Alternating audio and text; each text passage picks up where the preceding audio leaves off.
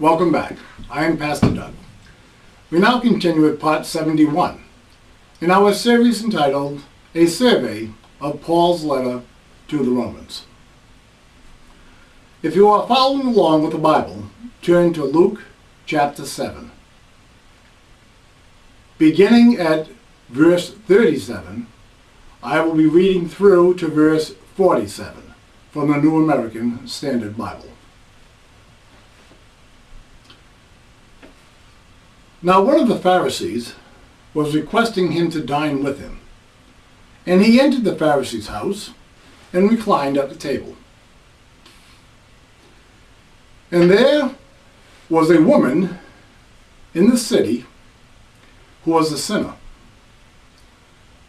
And when she learned that he was reclining at the table in the Pharisee's house, she brought an alabaster vial of perfume, and standing behind him at his feet, weeping, she began to wet his feet with her tears, and kept wiping them with the hair of her head, and kissing his feet, and anointing them with the perfume. Now when the Pharisee who had invited him saw this, he said to himself, "If this man were a prophet, he would know who and what sort of person this woman is who is touching him, that she is a sinner."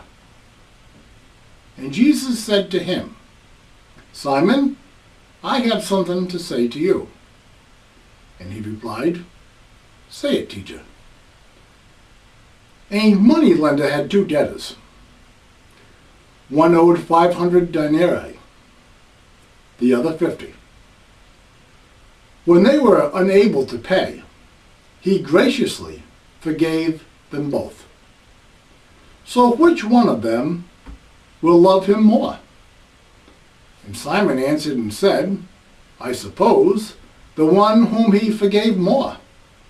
And he said to him, "You have judged correctly." Turning towards the woman, he said to Simon, "Do you see this woman? I entered your house.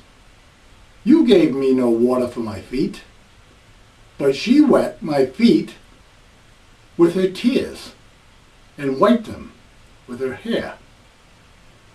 You gave me no kiss, but she, since the time I came in, has not ceased to kiss my feet.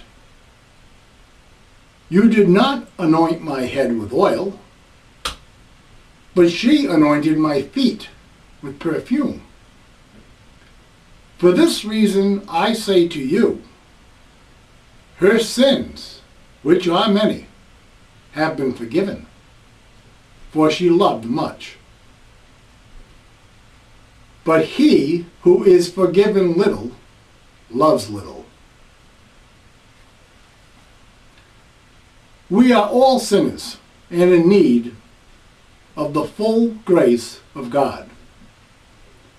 But many believers who are either ignorant of or reject such passages as James 2:10 consider themselves better than others because of the sins they have avoided and because of the sins others have committed.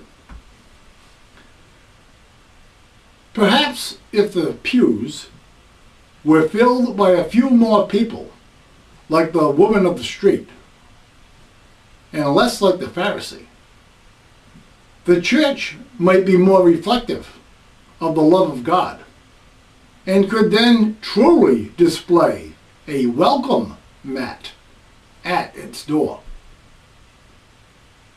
We can do nothing to erase the past. There is not one of us who does not have a past. We were all born spiritually dead, headed for hell. We were or are saved by the same grace and can only attribute whatever post-salvation spiritual growth we may have experienced to to the work and accomplishment of God. We do not